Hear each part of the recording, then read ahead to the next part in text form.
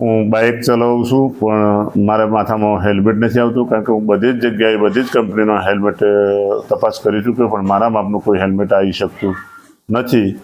એટલે સરકારશ્રીને એક વિનંતી કરું છું કે મારા માટે થોડી મને રાહત આપે અને તો સારું છે, કારણ કે પોલીસથી રાહત મળે તો મને સારું છે, કારણ કે મને અમદાવાદ બાજુનું એડ્રેસ મળ્યું છે.